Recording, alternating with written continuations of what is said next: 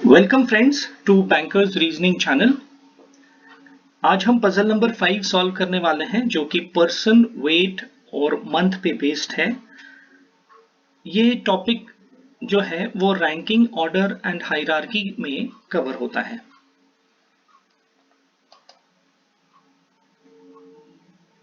This is the puzzle.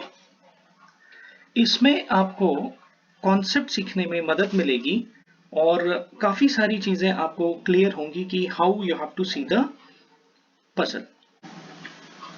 5 लोग यहाँ पर हैं जिनके बारे में बताया गया है। उनका हमें क्या क्या दिया हुआ है। एक तो उनके नाम दिए हुए हैं कि वो कौन है, उनका वजन दिया हुआ है, उनका वेट दिया हुआ है और वो किस महीने में बॉर्न हुए हैं वो भी दिया हुआ है। तो 3 फैक्टर्स हैं। यहाँ पर बहुत सारी गलती जो होती है बच्चों से वो ये कि ABCDE को तो वो फ्लेक्सिबल मानते हैं, पर जनवरी, फरवरी, मार्च, अप्रैल एंड मई को वो कांस्टेंट या स्टैटिक मान के उसको लिख लेते हैं। यहां पर आपने बहुत ही इंपॉर्टेंटली ये बात को ध्यान देना है कि आपको एक चीज बहुत अच्छी तरीके से ऐसे क्वेश्चंस को पढ़ते टाइम ध्यान देने वाली है, वो ये कि जनवरी, फरवरी, मार्च, अप्रैल एंड मई यहां क्या लिखा है उसने, यहां लिखा है not necessarily in the same order. तो this order January, February, March, April and May will not be followed as given. ये आपको गिवन नहीं है। उसने गिवन में क्या दिया है, वो लोग पैदा तो हुए हैं जनवरी, फरवरी, मार्च, अप्रैल और मई में, बट इस ऑर्डर में नहीं हुए हैं। बिल्कुल क्लियर है। तो इसलिए आप यहां पर जनवरी, फरवरी, मार्च, अप्रैल ये जो मंथ्स हैं इनको आप स्टैटिक नहीं मानेंगे। ये बहुत इंपॉर्टेंट क्लू है इसमें। Each of them wed differently, they were born in the same year. यहां पे फिर अभी आपका थोड़ा आसानी हो जाती है जब अगर वो ये कहता है कि all of them were born in the same year, तो मंथ का ही हमें रह जाता है। Okay, now will solve it.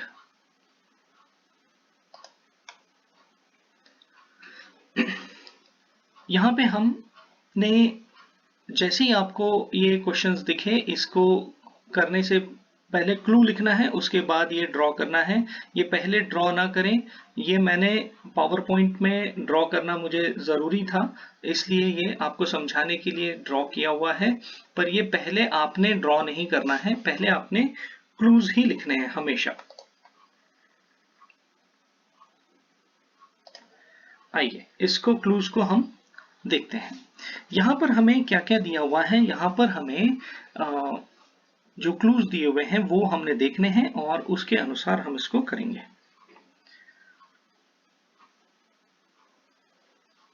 Each of them weighed differently, they were born in the same year. यहां तक हमने बिल्कुल कॉन्सेप्ट क्लियर है हमारा। A was heavier than the one born in May but lighter than B. तो यहां पे हम लिखेंगे इसको A was heavier than the one who was born in May but A was lighter than B. Next क्या बोलता है, B was born just after E. तो B was born just after E. Okay. Next, E who was the second lightest. E is equal to what? Second lightest. Clear? Okay. Next, only two persons were lighter than D. Only two persons were lighter than D and heavier than the one born in March. D was heavier than the one born in April. D was heavier than the one born in April. Next, The eldest person was not the heaviest. Eldest is not the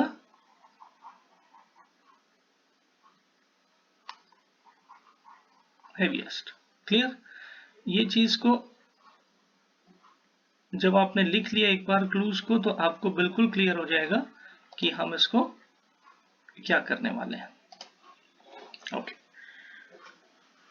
so here we have been given 1 2 3 4 5 6 and 7 clues.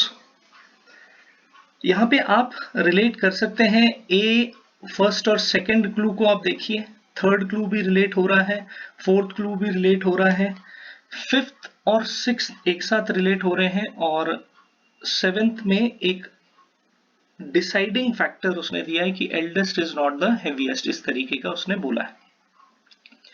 यहां पर सबसे ज्यादा element जो cover हो रहे हैं वो हो रहे हैं फिफ्थ वन में. चूंकि ये रैंकिंग है तो जनवरी में जो पैदा होगा वो एल्डेस्ट होगा, और वजन है तो वजन होने की वजह से जो हेवियर होगा वो उस हिसाब से एडजस्ट हमको करना पड़ेगा. अब आप देखिए यहां पे सबसे पहला जो क्लू अगर हम यूज कर सकते हैं इसमें, E इज सेकेंड लाइटेस्ट, और अगर हम ये यूज करना चाहें तो हम कंफर्म क्लू कौन सा है, E is the second lightest. तो हम यहाँ पे अपने को ये पॉसिबिलिटी ले लेते हैं और यहाँ पे हम लिख लेते हैं कि E is the second lightest. ये कंफर्म पोजीशन है, तो इसको हम अगर सर्कल कर लें तो हमको ये पता चल जाएगा कि यस ये कंफर्म है. नाउ D, ये फिफ्थ क्लू को अगर आप ध्यान से देखेंगे तो आपको दिखेगा ये एक सेंटेंस है. Only 2 persons were lighter than D and heavier than the one born in March. तो यहाँ पे वो नेम और मंथ दोनों कॉलम को कंबाइन करके एक क्लू हमें दे रहा है. तो क्या हम कर सकते हैं इसमें, अगर हम यहाँ पे देखिए 4 लोग कवर हो रहे हैं. पहली पॉसिबिलिटी में अगर हम D को नंबर 1 पे माने तो 2 छोड़ के मार्च हमारा यहां पे आना चाहिए. ओके, नेक्स्ट पॉसिबिलिटी अगर हम देखें तो D अगर सेकंड नंबर पर है तो 2 छोड़ के यहां पे हमारा मार्च आना चाहिए. क्लियर? तो D की अगर हम इस कंडीशन में ये पॉसिबिलिटी मान लें और ये एकदम परफेक्ट मान लें तो D हमारा यहां पे हो गया. उसके बाद क्या बोलता है, अगर हम इस चीज को अब आगे देखें तो हमें क्या दिखता है कि E और B है आपके पास, पर E और B का मतलब यहां पर वो नहीं है, क्योंकि महीना यहां पे चेंज होगा तो डायरेक्टली हम यहां पे B को नहीं रख सकते हैं. थर्ड वाली केस को हम यूटिलाइज नहीं कर सकते directly. D is greater than April, क्या ये यूज हो सकता है? नहीं हो सकता. A is greater then may and less than B. Okay, अगर हम ध्यान से देखें तो यहां पे हमें A इज ग्रेटर देन मे बोल रहा है, तो अगर हम यहां पर मे लिखते हैं तो क्या A यहां पे आ सकता है? नहीं आ सकता. बट अगर हम यहां मे लिखते हैं तो A यहां पे आना चाहिए. Why? बिकॉज अगर हम देखिए यहां पे मे अगर हम लिखते हैं तो A यहां नहीं आएगा, A को उससे बड़ा होना है. तो A, क्योंकि A मे से तो ज्यादा है वजन में, परंतु B से कम है, तो यहाँ पे आपका B यहां आना चाहिए. और फिर बचा कौन आपका C, तो C यहां पे आना चाहिए. ये क्लू क्लियर हो गया, मे वाला क्लू क्लियर हो गया. ये बहुत इंपॉर्टेंट क्लू था. और B और A दोनों को कंबाइन करके जब आप चेक करेंगे पॉसिबिलिटी तो आपको ये चीज बिल्कुल क्लियर हो जाती है. सिमिलरली यहां पर अगर हम मे रखें तभी आपका A यहां आएगा और B से A छोटा होगा। यहां पर आपका C आ गया। ये भी क्लियर हो गया आपको? Okay, now we have got all the names fixed. हमें ये पता चल गया कि 1 2 3 4 5 है। अब कौन कौन से ये वेट के अनुसार तो एडजस्ट हो गए। अभी हाई हेवीएस्ट कौन है इसमें? डी हेवीएस्ट है और लाइटेस्ट कौन है? सी। ये चीज हमको क्लियर हो गई। अब उसके बाद क्या बोलता है कि एक ही क्लू बचा है हमारे पास, शायद डी अप्रैल और बी और ई वाला।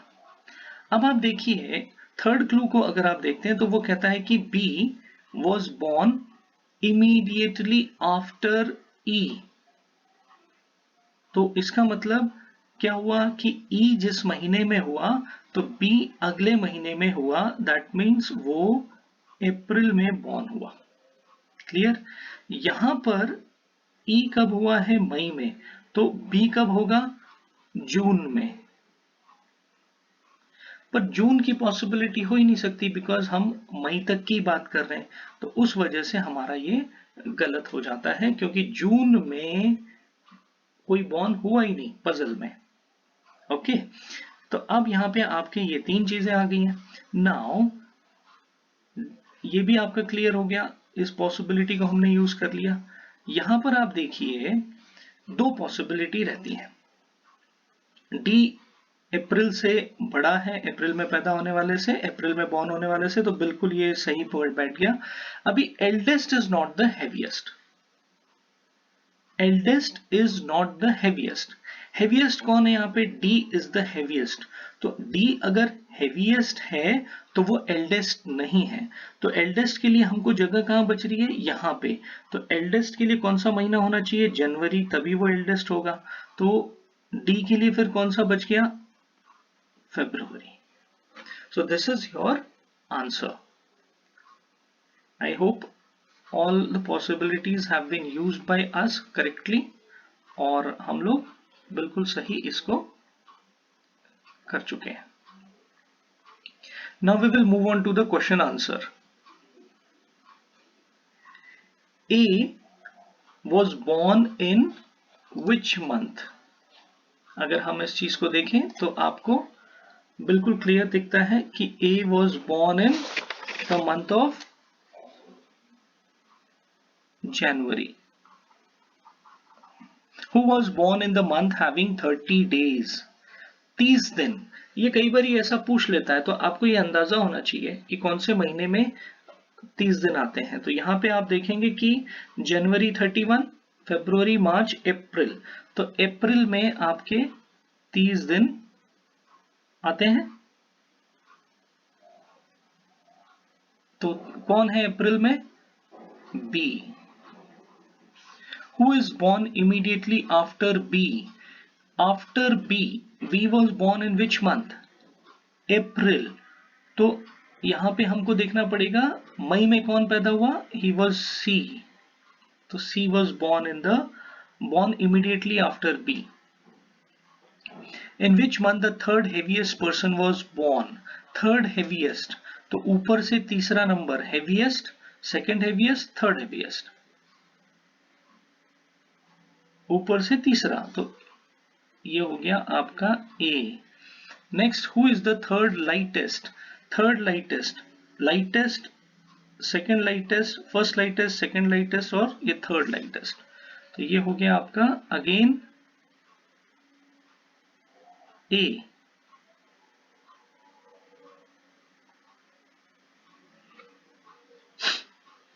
So this is all we had today.